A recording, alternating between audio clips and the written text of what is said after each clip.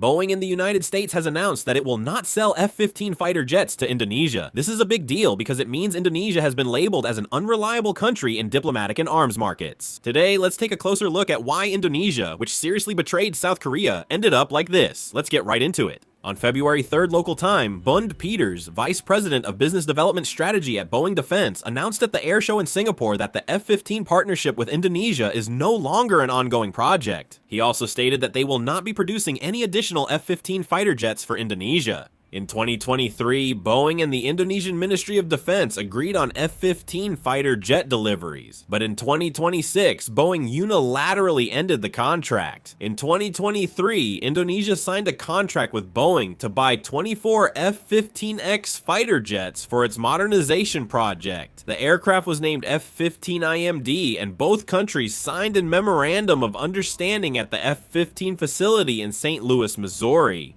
The problem, as you may know, is that Indonesia approached the United States in a similar way as it did with Korea, and the United States did not just let it slide. There may be several reasons why Boeing officially mentioned the suspension of F-15 sales, but the biggest issue being raised is Indonesia's credibility problem. In particular, the precedent of not properly paying its share while jointly developing the KF-21 with Korea likely acted as a significant concern for the United States. It's hard to trust a country that has delayed payments to Korea for years to reliably pay for a huge fighter jet contract with the United States. The F-15X introduction involved more than just a purchase contract, right? Indonesia's planned purchase of 24 jets is estimated at $13.9 billion, or about 20 trillion won, which would be a significant burden for any country. Especially, Indonesia was not only pursuing the F-15 project, they were already proceeding with a contract for the French Rafale fighter jets, and even reaching out to Silkis Khan.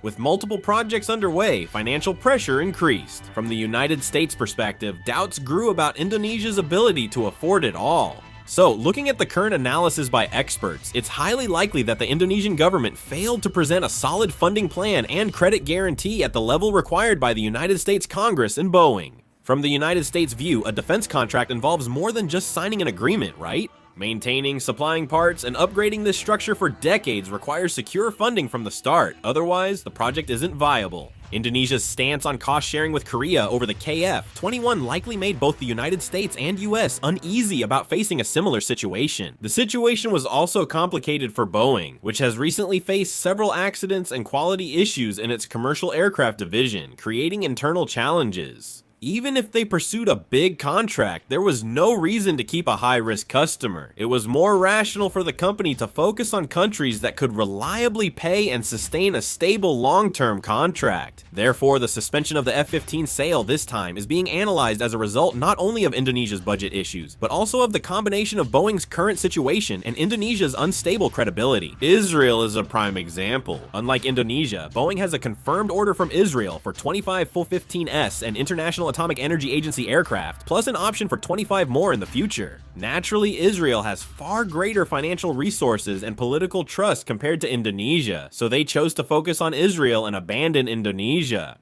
As a result, Indonesia's plan to strengthen its air power has faced major setbacks. Indonesia has signed contracts with France and Turkey to update its aging fighter jet fleet. On January 23rd, it received 3 French Rafale jets. Ricardo Surete, Ministry of Defense spokesperson, said the Rafale jets are key to modernizing the Indonesian Air Force and are ready for immediate operation.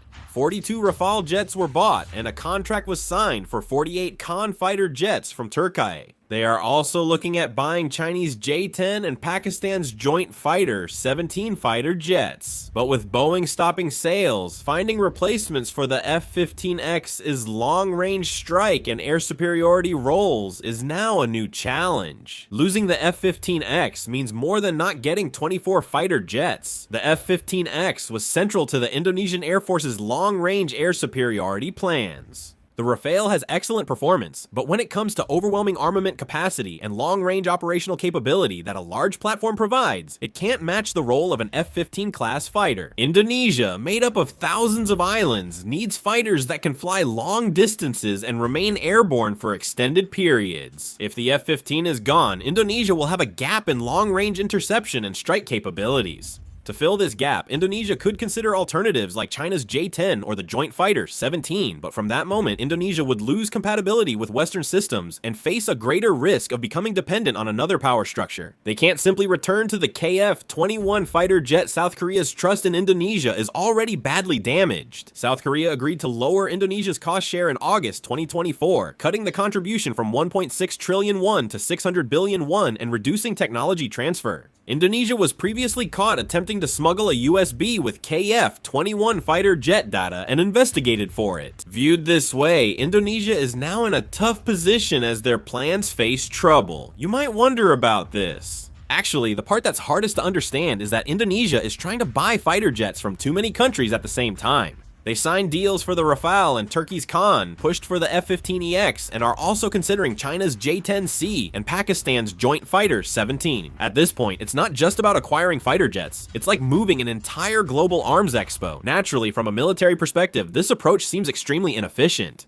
A fighter jet is more than just a weapon. It's a full package with engine, radar, missile systems, maintenance parts, software updates, and pilot training. Mixing fighter jets from different countries creates separate systems, complicates parts storage, and forces maintenance to manage multiple systems. The administrative officer would be overwhelmed. During wartime, ammunition compatibility issues may arise. As logistics and operations grow complex, maintenance costs can soar, and fighter jet operational rates may fall sharply. But for Indonesia, isn't this more than just confusion? Indonesia is a country that has directly experienced sanctions and export control risks from all sides in the past. A fighter jet can't operate on fuel alone. Without parts, software, or maintenance, it's quickly disabled. If the supplier blocks exports for political reasons, the fighter jet will be grounded. In the United States and Europe, strict export controls like international traffic and arms regulations mean countries buying fighter jets remain dependent on the supplier's approval. Indonesia is one of the countries that fears this very structure of dependence. Indonesia deliberately diversifies its military suppliers so that if one country stops providing parts, the Air Force can still operate. Indonesia's geopolitical location also plays a role here. With the Strait of Malacca and the South China Sea, Indonesia is a country right in the middle of the United States-China power struggle.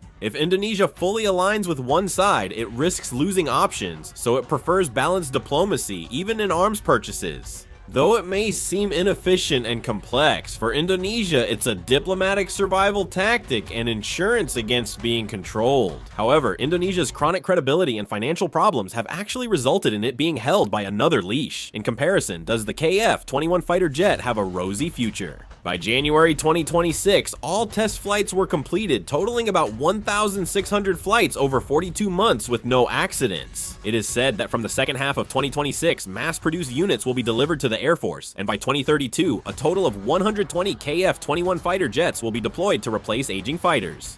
With the KF-21 fighter jet nearing deployment, overseas interest is rising, especially from Southeast Asian countries like the Philippines, Malaysia, and Thailand.